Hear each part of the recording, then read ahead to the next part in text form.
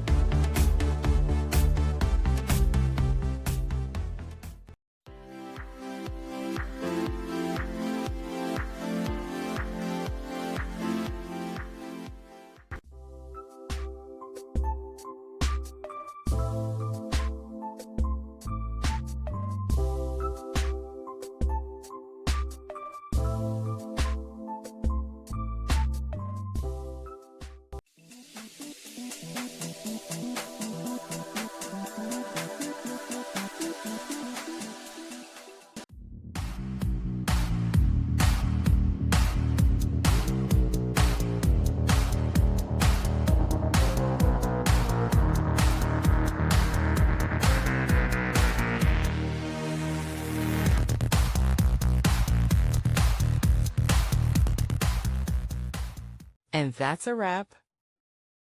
I hope you found the answer you were looking for. If you did, take a second to hit that subscribe button. It really helps out. And let me know in the comments which solution worked best for you. See you next time in the debug zone.